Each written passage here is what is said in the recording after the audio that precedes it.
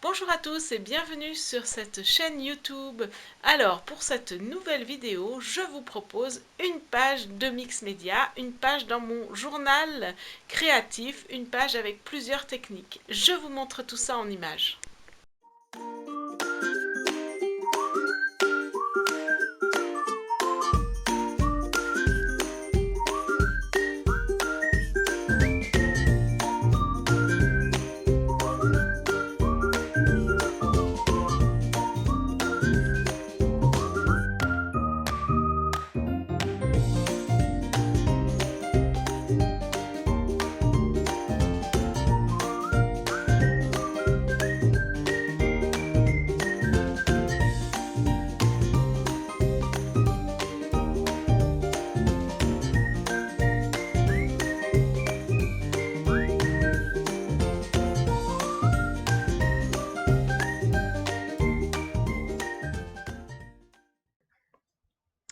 Donc voilà, pour cette bulle créative, je vous propose une page dans mon journal créatif.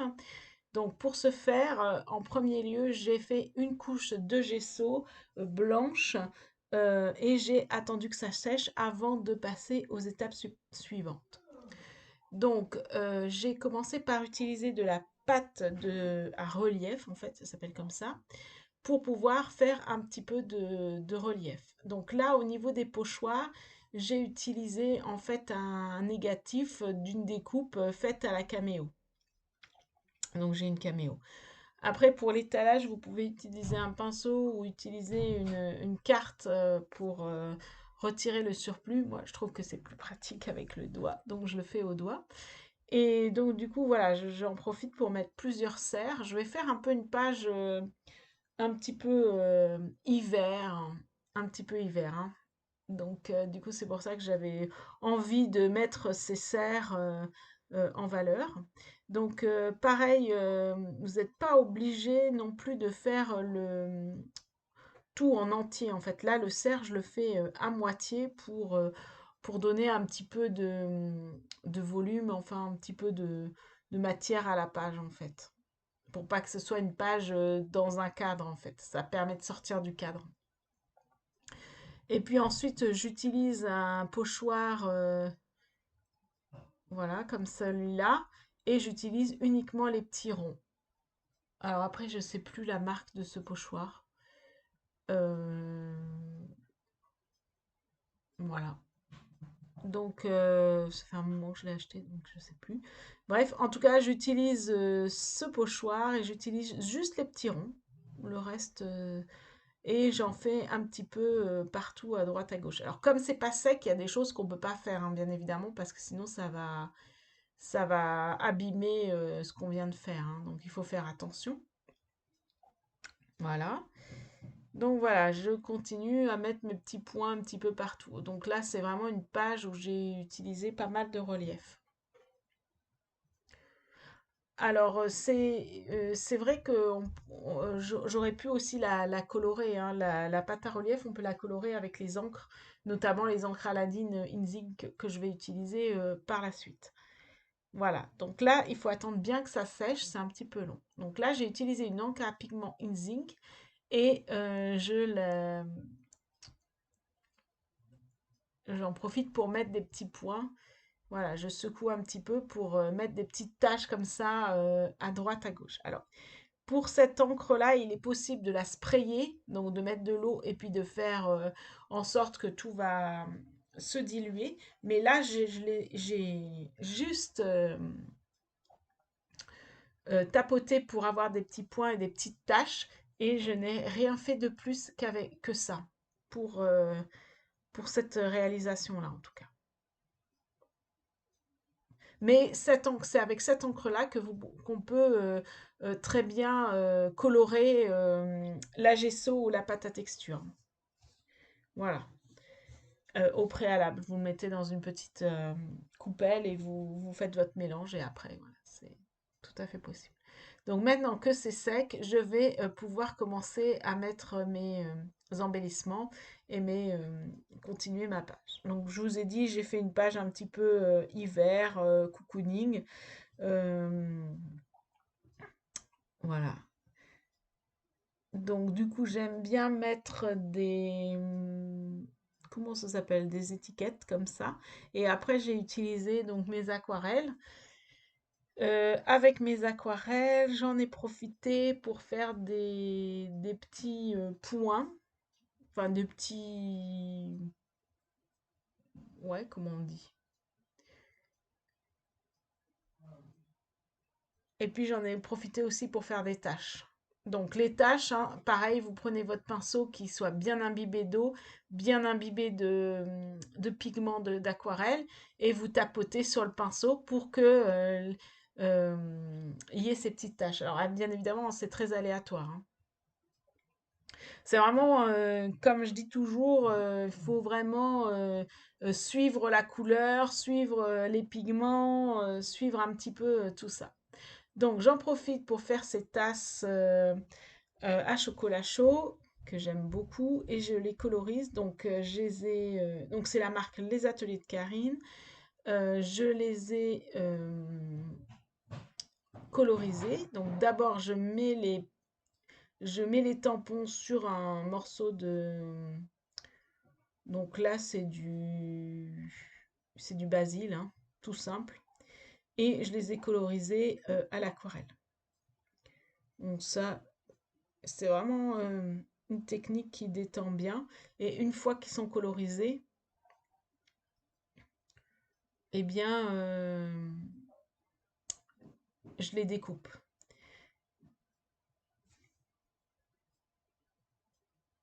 Voilà, donc là, je mets mes petites fleurs, mes petites feuilles.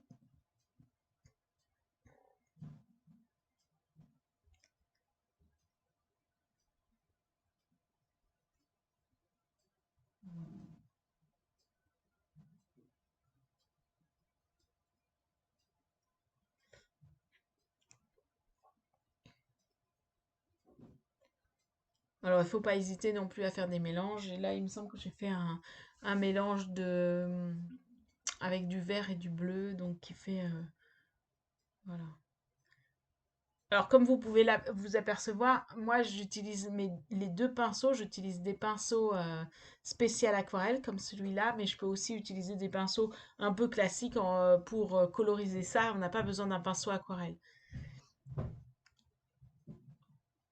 C'est vrai que l'avantage du pinceau aquarelle, c'est que il garde bien l'eau par rapport aux autres pinceaux. Mais pour faire de la colorisation, des fois c'est plus pratique d'avoir un pinceau qui soit basique. Donc là, j'ai fait un mélange de vert et de bleu qui fait du coup un bleu turquoise. Voilà. Puis la dernière tasse, je l'ai faite violette. Voilà, comme ça. Donc ensuite, ben, je les découpe et je vais les coller dans ma page. Donc là, j'ai utilisé un petit peu ce qui me restait des collections de Noël en fait. Et puis j'ai mis un petit peu, voilà. Donc là, j'ai disposé ma page. J'ai utilisé ces petits sucres d'orge que j'ai colorisés. Alors cette fois-ci, je les ai colorisés au feutre, enfin au stylo, hein, parce que c'est tellement petit que voilà, c'était plus pratique au stylo. Rouge. Et puis comme ça, je fais un rouge et puis j'en laisse un vide. Voilà. Donc pareil, je colle tout. Et puis j'avais des découpes de cerfs. Ça allait bien dans le thème. Donc j'en ai pris un en doré.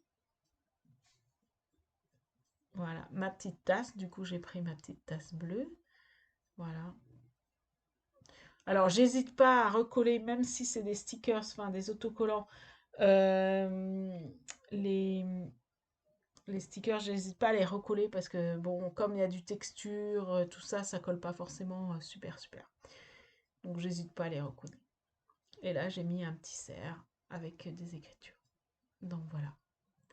Et ensuite, alors là, c'est pour vraiment mettre de la profondeur avec j'ai un tout petit tampons. Donc ça c'est mes petits ciseaux, une ancienne collection.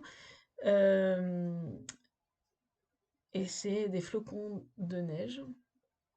C'est un tampon que j'aime bien puisque je l'ai déjà utilisé pour le bullet journal si vous avez vu cette vidéo. Voilà, et du coup je réutilise. Et c'est vrai que de rajouter des petits tampons comme ça, et ben ça met de la profondeur à la page, quoi. Ça vraiment, ça relève la page. Ce que vous pouvez faire aussi, c'est mettre un trait tout autour, mais bon, après, ça fait un peu sévère, j'ai envie de dire. Bon, là, en tout cas, j'ai laissé comme ça, et j'ai mis ces petits sapins. Ça fait un peu forêt hivernale. Bon, nous, il a neigé encore il n'y a pas si longtemps que ça, hein. Donc voilà, et voilà ma page. Donc ensuite, j'oublie pas, je pense bien à inscrire la date.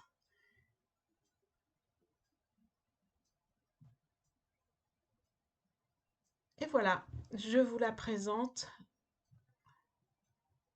Vous voyez le relief de la pâte texture, le relief des petits tampons,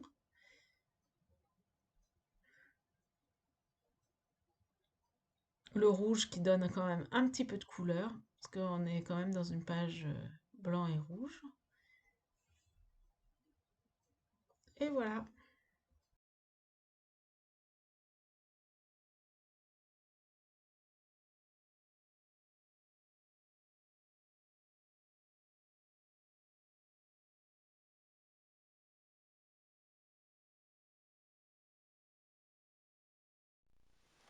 J'espère que cette vidéo vous aura plu, qu'elle vous aura inspiré, et je vous dis à très vite pour une nouvelle vidéo.